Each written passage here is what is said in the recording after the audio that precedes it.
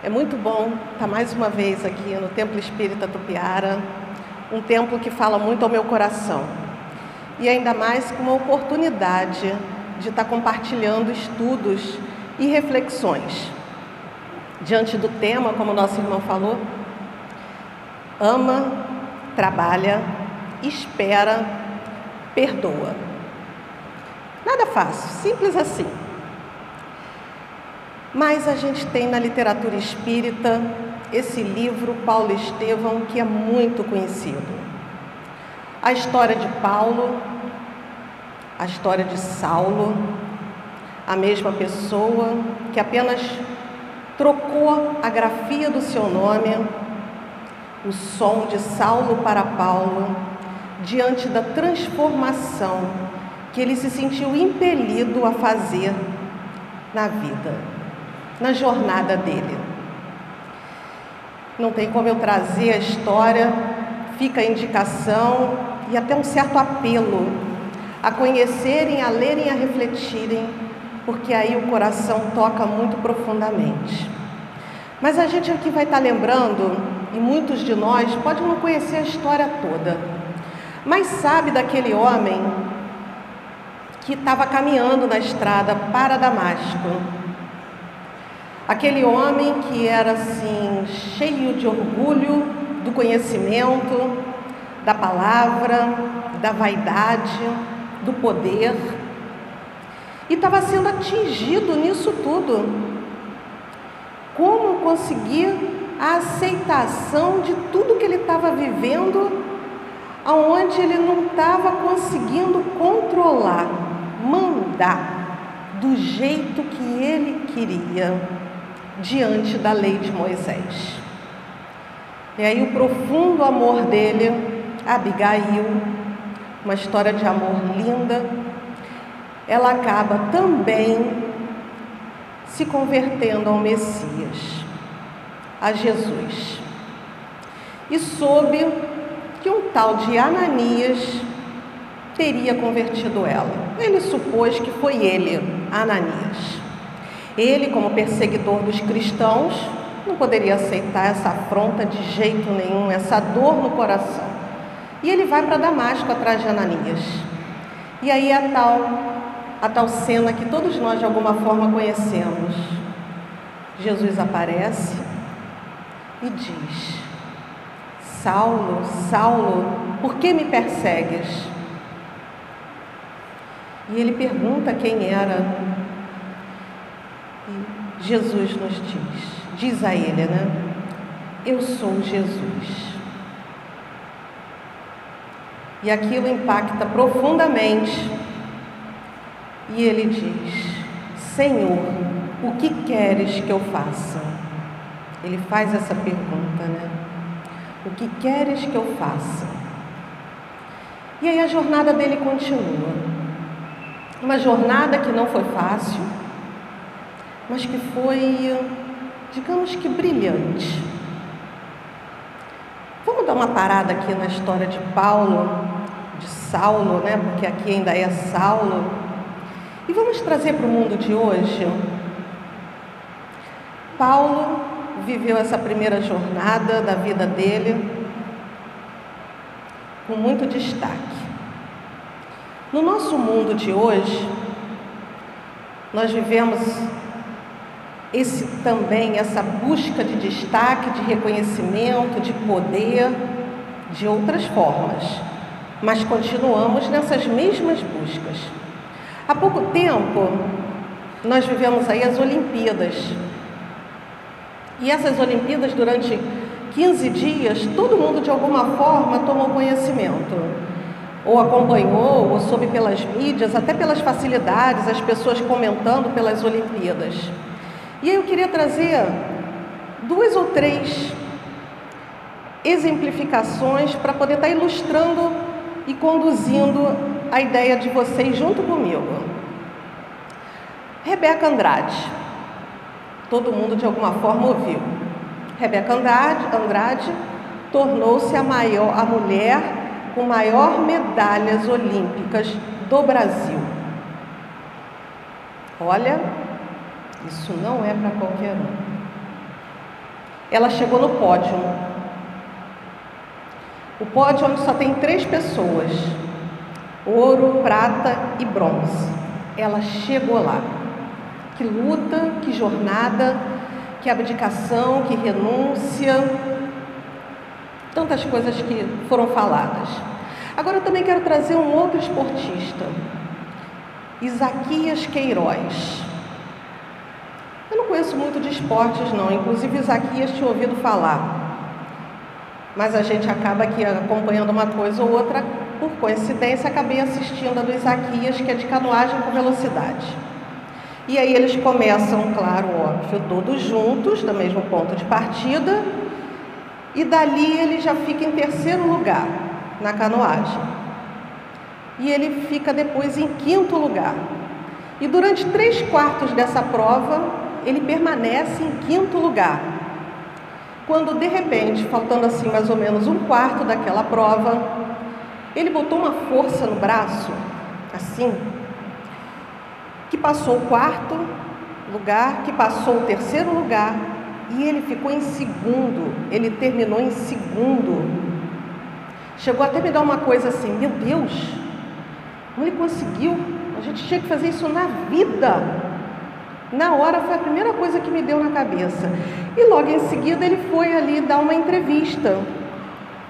E nessa entrevista, ele virou para o jornalista que estava aqui, perguntou qual era o sentimento dele naquele momento. Ele, claro, é uma honra eu ter conseguido essa medalha. Para mim foi medalha de ouro, mas foi só de prata, foi de 2º lugar. Mas como eu acompanhei, para mim eu nem sei quem é o primeiro, nem só para ele ser brasileiro, porque da Rebeca Andrade eu sei tudinho. Ele só virou e falou assim: foi muito reconhecedor, foi muito bom. Vou dizer em minhas palavras, tá, gente? E ele disse assim: foi um ano muito difícil, foram anos difíceis, porque eu passei por muitas dificuldades, por enfermidades, por problemas no relacionamento, por problemas do dia a dia. Eu precisei ver que eu não sou o homem olímpico, porque ele já teve outras medalhas nos Jogos Olímpicos de outro ano. Então eu não sou o homem olímpico, eu sou o homem que também passa por várias dores, que também é frágil. E aquilo me fez pensar muito. Por quê? No nosso dia a dia, inclusive dos medalhistas, dos esportistas, porque os esportistas e os medalhistas já são 2 grupos. O grupo dos esportistas que foram para participar das Olimpíadas é enorme. A gente viu a entrada lá na abertura. Agora, dos medalhistas, pouquíssimos. Até porque por cada modalidade, só 3 medalhas. E o que vale é a de ouro. Até porque eu vi a da Larissa, do judô. Eu só conheço a Rafaela, eu não conhecia a Larissa. Ela não conseguiu a medalha. E ela estava lutando por aquela medalha. No final, ela chora na entrevista, dizendo que não conseguiu e pedia desculpas a nós. Então eu pensei assim: meu Deus, ela está pedindo desculpas a mim. Eu nem a conheço. Olha o nível da pressão do mundo sobre ela. Isso nos faz pensar muito. Porque o nosso dia a dia, não ganhamos medalhas, mas nós temos muitas perspectivas do nosso dia a dia, de dores, de dificuldade, de pessoas humanas, e cada um está passando. Agora, quais são os nossos interesses, as nossas buscas? O que a gente gosta, o que a gente luta tanto, sonha? Ou então já até desistiu de sonhar porque já viu que não vai conseguir o pódio também, já até desistiu. Quais são os nossos interesses? O que é tão importante para eu estar lutando tanto? A Rebeca Andrade, Isaquias, estavam na profissão deles. Rebeca Andrade, a gente vê que ela tem já uma disposição física, corporal, tudo muito adequada à modalidade que ela é reconhecida. Mas seja para os esportistas, seja para todos nós aqui, Nós vivemos tantas dessas dores e abdicamos de tudo e desistimos e pensamos assim: ah, aqui não dá não, aqui no planeta Terra tá difícil, não tem condição. Esse negócio, olha, pode ser de repente para a próxima encarnação, ou então lá em cima, eu não sei como é que é isso não. Então eu me inspirei aqui numa frase que está no livro Vinha de Luz, capítulo 170, o título é Amanhã. E a frase é: quem não aproveita a bênção do dia, vive distante da glória do século. Quem não aproveita a bênção do dia, olha isso, a bênção do dia, a bênção do aqui, agora. Então, o que é mais importante para mim nesse momento, eu, Ana Cláudia? É o que eu estou fazendo aqui. É o que eu estou compartilhando, como eu estou compartilhando e os meus sentimentos nesse momento. Que só eu, no meu silêncio, vou poder dizer ou pensar, refletir bastante para entender da pureza dos meus sentimentos de estar aqui compartilhando esses estudos. O de cada um é o de cada um. Trabalhadores, a assistência que está aqui conosco, o objetivo de ter vindo aqui, o que estão fazendo aqui. Então é a bênção do dia, é o agora, é o que eu estou fazendo. Então o mais importante para mim hoje na minha vida é aqui, em pé segurando um microfone, que por sinal eu pensei que jamais faria isso na minha vida. Quem me conhece sabe disso. Enfim, mas esse é o meu momento mais importante. Não é minha filha, não é meu marido, não é ninguém. É eu aqui. E aí ele diz: se não aproveita, vive distante da glória do século. O que seria essa glória? Se não mais do que um reconhecimento das pessoas, eu em destaque, né, a glória, a alegria de ter conseguido o que eu queria e me sentir satisfeita.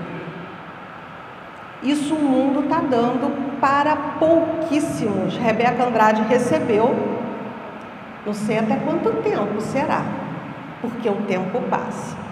Isaquias Queiroz também recebeu. Esse trouxe para nós, não que a Rebeca Andrade não tenha também as suas reflexões, mas o que ficou em evidência ali na mídia, naquele momento que eu vi, foi a reflexão logo, ainda sem receber a medalha na mão. Isaquias dizendo que ele não era mais o homem olímpico. Então ele já reconhecia que ele não era apenas o homem olímpico, aquela glória do mundo não sustentava ele no dia a dia. Porque ele não era só aquilo, ele era muito mais do que aquilo. E aí vem a pergunta: o que nós fazemos no nosso dia a dia para poder estarmos com atenção, cuidando, buscando, para vivermos todos esses outros ângulos que não estão na glória do mundo, que não têm a testemunha nem sempre das pessoas, a não ser de mim mesmo? O que estou fazendo? Bem, a pessoa, o homem divino que marcou a história, Jesus, esse nos trouxe o melhor, ele viveu o amor. Ele exemplificou. E aí faz toda a diferença. Porque a lei do universo é regida por essa lei do amor, preciso me sentir vitalizada por esse amor. Aí vocês podem pensar se eu estou trazendo agora Saulo para cá. Ah, mas Saulo, ele viu Jesus. Sim, ele viu Jesus. Ele é uma outra pessoa. Eu sou Ana Cláudia. Cada um é um. Doutor Bezerra de Menezes, doutor Pedro Ernesto, doutor Dias da Cruz, doutor André Luiz. Cada um é um. A gente não tem história de que todos viram Jesus, pouquíssimos, inclusive. Doutor Eurípides Barçanufo até chegou a ter um sonho, encontro com Jesus. Mas assim, cada um é cada um. A criança é que não entende que a criança é criança, a mãe é mãe, às vezes eles confundem, né? Mãe e criança, tudo igual, bebê. Eu não, eu já sou adulta. Mas isso não é para me diminuir, porque eu ainda sinto dessa forma. Isso é para eu tomar consciência de que preciso fazer buscas. E a busca está com Jesus. E ele falou isso para Paulo: eu sou Jesus. E Paulo na hora já entende o que hoje a gente ainda está precisando refletir bastante. Senhor, o que queres que eu faça? Porque quando Paulo foi continuar a jornada deles, e ele vai para Damasco, fica cego, e ele sei que Ananias retorna a visão dele, ele vai para a rua porque ele já quer falar, ele continua sendo a mesma pessoa, ele quer convencer, ele tem o dom da palavra, e sai dali, as pessoas começam a achar o quê? Ele está maluco, ele está doido, o que houve? Nem começa a considerar.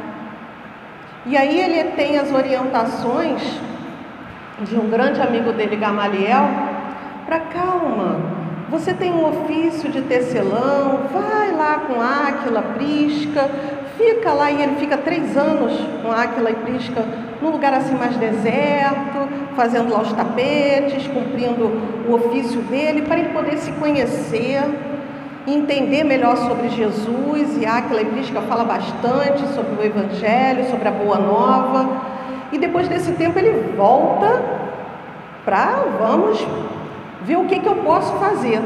E nesse que ele já volta para a cidade, ele ali, compreendido da mesma forma, ainda querendo as pessoas prendê-lo. Só que não podia porque tinha sido arquivado. Não, mas espera aí, ele agora está aqui na rua. Isso tudo as minhas palavras, tá, gente? Mas Saulo está aqui falando desse Messias, que isso? E aí querem prendê-lo. E ele, com conhecimento, o que ele faz? Vocês não podem me prender. Eu sou um doutor da lei, eu sou romano. Então você vê que ele ainda traz tudo dentro dele, as inquietações, e quer resolver da mesma forma como ele resolvia antes de ver Jesus. E nisso ele começa, não consegue prendê-lo, ele já começa a se abater, vê que está difícil, vai saber da família. A mãe morreu, o pai está numa situação assim, a irmã em outra, enfim, os amigos viram as costas, ele começa a ficar arrasado, e aí ele encontra com o espírito de Abigail e Estevão, irmão de Abigail, né? Também Gesiel, que é o nome dele. E nesse encontro lindo, Abigail dá as orientações, porque ele mostra aquela inquietação toda, e nas minhas palavras, né, não de Saulo, ele vira para Abigail em pensamento e fala: como conhecer, entender Jesus, como fazer isso? E ela fala: ama. Mas como? Como que eu vou viver esse amor às pessoas? Não estão vendo o que elas fizeram? E ela diz: trabalha. Eu já trabalhei. Eu fui para o deserto, fiquei com Áquila, Prisca, estudei, procurei me aperfeiçoar, conhecer a mim mesmo. Preciso mudar, já reconheço, mas como fazer isso se as pessoas não estão nem querendo me ouvir? As minhas palavras, tá, gente? Porque isso não está assim lá, não. O sentimento dele ali que está dessa forma. E aí Abigail diz: espera. Ele queria assim de uma hora para outra. Acho que bem parecido com a gente, né? Ele queria de uma hora para outra, não. Mas, puxa vida, ainda assim eu até posso esperar, mas tem situações que é muito duro. Aquele ente querido, aquele amigo, as pessoas não estão nem querendo me receber. E aí Abigail fala: perdoa. As orientações foram essas, 3 verbinhos, 4 verbos no imperativo, que na língua portuguesa a gente diz que são verbos, verbo como verbo é uma ação de sugestão, de conselho, até de uma certa ordem, mas que Abigail falou com tanto amor que ele compreendeu isso, esse sentimento da palavra, porque dentro de cada palavra tem muito significado e que cada um de nós precisa estar refletindo dentro da sua própria vida. Então Saulo refletiu sobre ama dentro da vida dele, trabalha dentro da vida dele, espera dentro da vida dele, perdoa dentro da vida dele. Nós aqui hoje ainda, muitas das vezes, entendemos isso tudo da história de Paulo e pensamos assim, mas está tudo muito difícil, sabe? Não está complicado para viver isso. Eu já entendi. E aí, qual é o nosso movimento? Vai para fora, querer mandar, querer ordenar, querer que as coisas sejam. Gente, entenda, é ama, não é brigar, é respeita. Não, Paulo também achava que era assim, ou melhor, Saulo, né? Antes de ver Jesus, ele também queria mandar. Ele precisou inverter a seta, não é para fora, é para dentro. É ele com ele mesmo. Então, no meu caso aqui, é eu comigo mesmo. É Isaquias Queiroz com ele mesmo. É Rebeca Andrade com ela mesma. É Larissa lá do Judô que pediu desculpas, inclusive a mim, entre aspas, né? Porque foi na televisão, mas pediu a todo brasileiro, pediu a mim que estava assistindo. É com ela, não é comigo. É com cada um de nós. Como que nós estamos buscando viver esse nosso dia a dia? Então, se a ama, quem foi que ensinou o amor? Ou melhor, que viveu o amor? Jesus. Porque ele não obrigou nada a ninguém. Ele só amou. E esse só é só uma palavra da língua portuguesa, porque é de uma dimensão gigante. Porque é tudo. Qual foi o mandamento que Jesus nos ensinou? Amar a Deus sobre todas as coisas e ao próximo como a nós mesmos. Então, é só eu para mim mesmo. Nesse mandamento não tem nada para eu mandar nos outros. Eu exigir dos outros, eu julgar os outros. Não tem nada disso. É amor. E ele viveu esse amor. Mas vai ser de uma hora para outra? Como que eu preciso fazer isso? Vamos trabalhar. O que é esse trabalho? Dentro do Livro dos Espíritos, na questão 675, na questão da lei do trabalho, acho que é a questão 675, fala, trabalho é toda ocupação útil. Então, toda ocupação útil, além da remunerada, que a gente precisa pagar, os boletos, o serviço de casa, o trabalho voluntariado dentro do templo religioso nosso ou em qualquer outro lugar, mas tem um sentido de trabalho que a gente não valoriza, que é o aperfeiçoamento moral, que é o meu dia a dia. Então, se eu tenho dificuldade nos relacionamentos, porque todos nós temos, sabemos aquele que machuca mais, que é difícil, que é complicado, como fazer? Vamos prestar atenção no que eu estou sentindo e vou trabalhar em mim. Poxa, mas aquela pessoa fez aquilo comigo, eu preciso amar? Como que eu vou amar? Bem, se eu falar comigo mesma, de repente acho que vai ficar um pouco mais difícil, eu vou até conseguir alguma coisa. Mas se eu buscar um amigo fiel, será que não vai me ajudar? Nada melhor do que chamar Jesus? Trazer Jesus para o nosso lado e conversar com Ele. Isso a gente pode fazer a qualquer momento, em qualquer lugar. Qualquer lugar. Sempre quando a gente generaliza é difícil, né? Mas esse a gente pode fazer em qualquer lugar. Refletir com Jesus.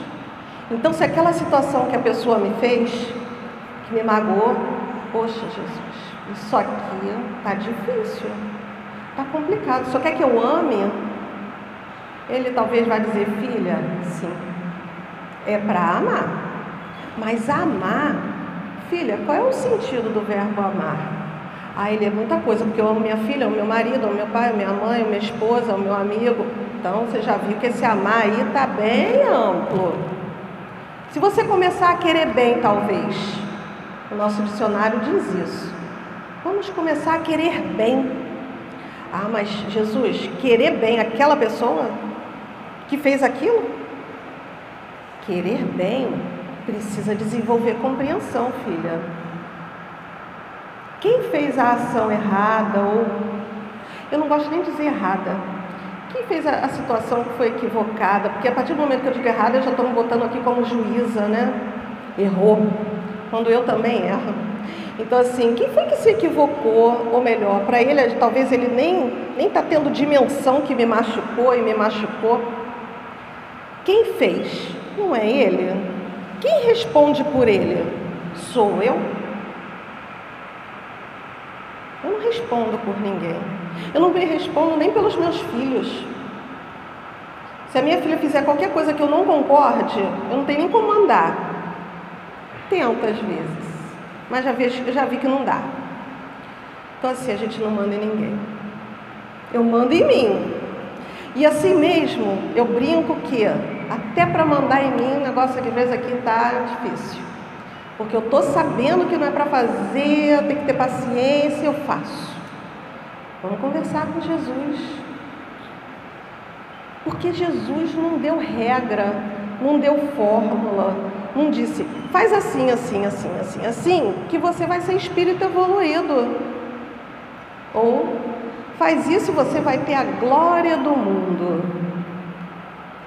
Saulo teve a glória do mundo como Saulo, seguindo a lei fielmente como Moisés, ele era muito fiel e seguiu, mas depois que ele viu Jesus, ele viu que, peraí, essa glória não estava me deixando feliz, pelo contrário, era uma inquietação, era uma vontade de mandar, eu não sentia o controle, obstinado, a ponto de mandar tirar a vida das pessoas. Olha isso, essa glória ele não quis. Depois que ele viu Jesus, ele buscou a glória do Espírito imortal. Essa é a glória. Somos espíritos imortais numa jornada material, onde tudo é impermanente. Tudo, até o meu corpo físico, querendo ou não querendo. Esses dias até eu vi que só tem uma coisa que não é impermanente. E eu fiquei assim, o que pode ser? A pessoa foi e falou, a mudança. E é verdade, porque a mudança, ela vai acontecer. Então, nessa nossa jornada com o espírito imortal, vamos passar por dificuldades nos relacionamentos, vamos passar por enfermidades físicas nossas, de entes queridos. Agora, como nós estamos lidando com isso no nosso dia a dia, é que é o nosso desafio. E muitos podem pensar assim, mas isso daí é difícil, hein? A mentora espiritual da nossa casa espírita, ela vem sempre nos lembrando que a gente não deve dizer que é difícil. A gente deve dizer que é trabalhoso. Sim, é trabalhoso. Joana de Ângeles também fala isso. Porque eu comigo mesma, só eu vou estar sabendo a dificuldade, às vezes, de estar vivendo uma situação que quem está olhando fora está tendo a menor ideia do quanto eu estou me esforçando para fazer o meu melhor. A minha testemunha é Jesus. Esse é o meu testemunho.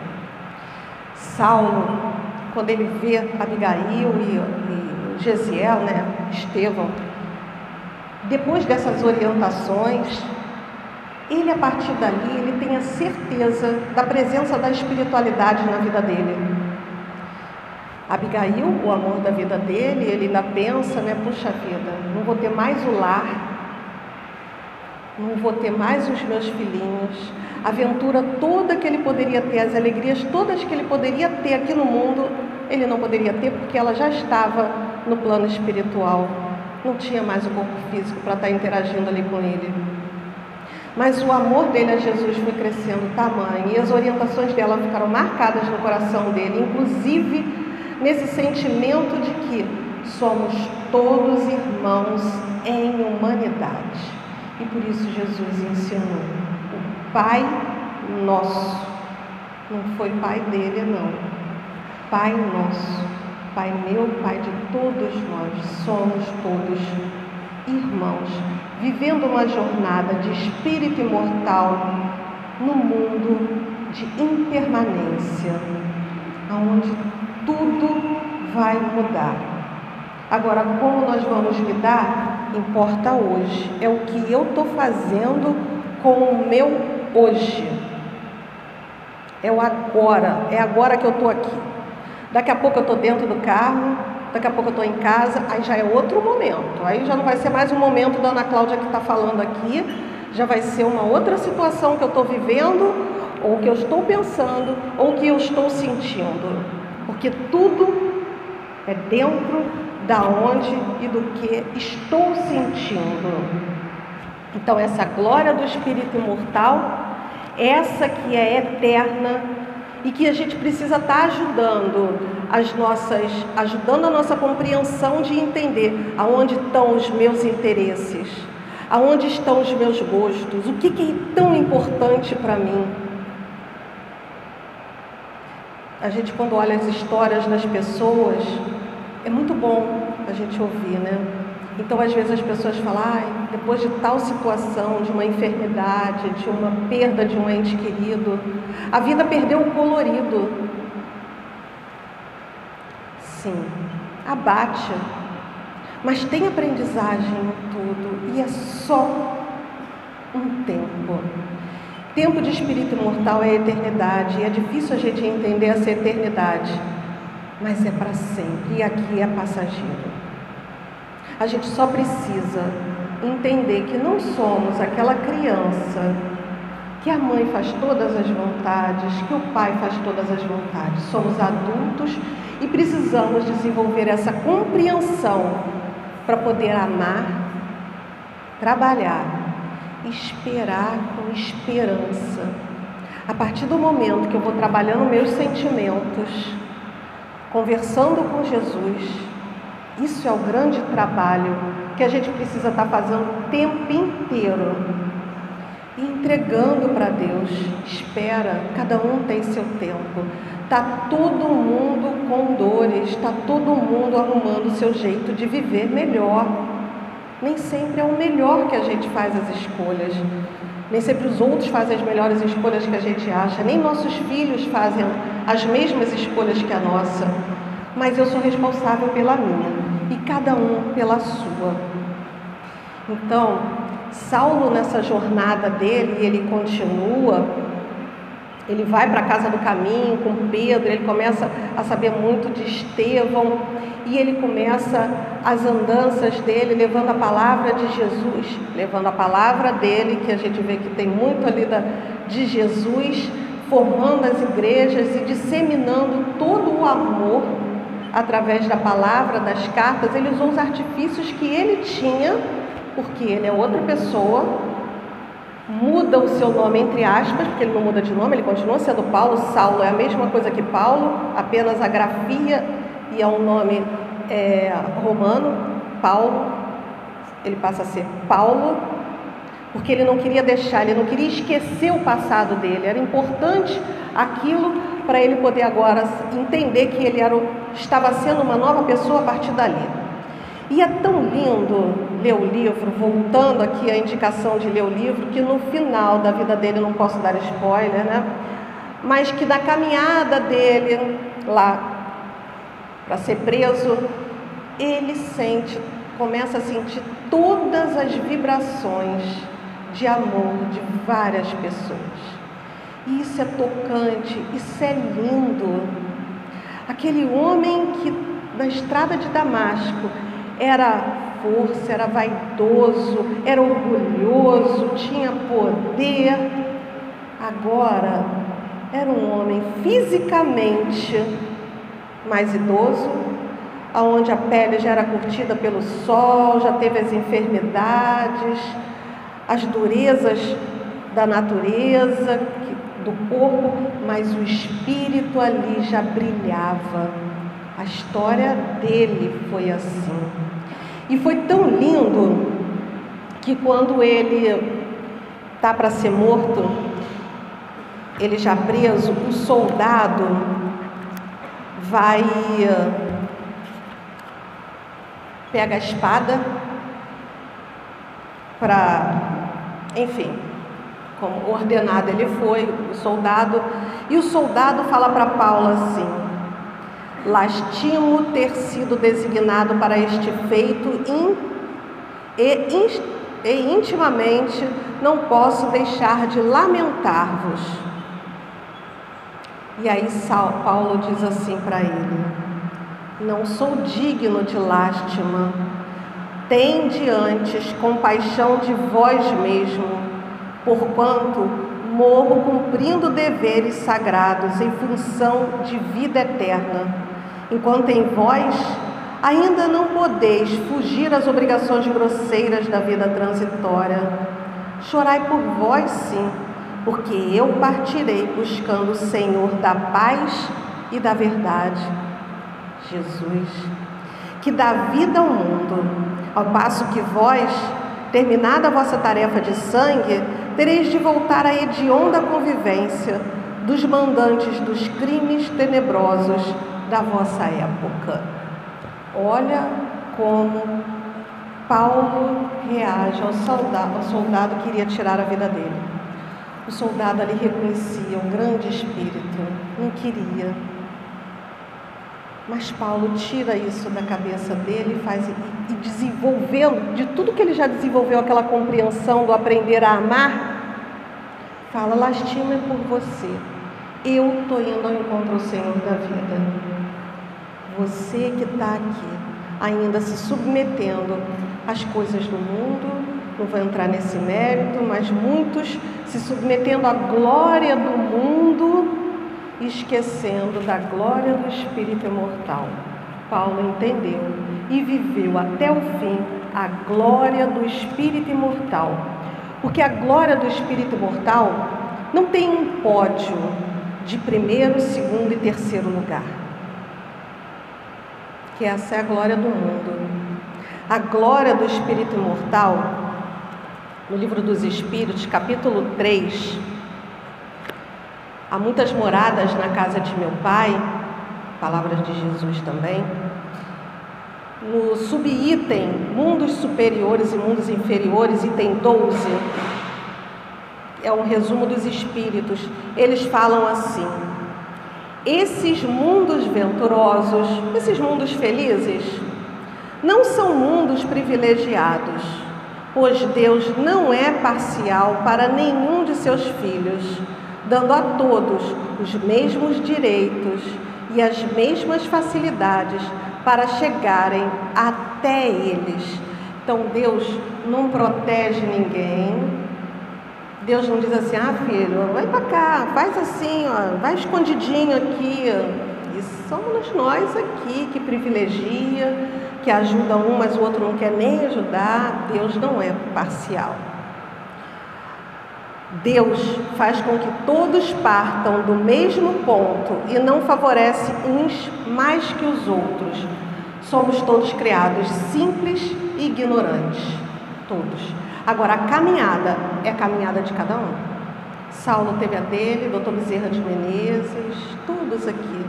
E eu, Ana Cláudia, e cada um aqui temos a nossa jornada.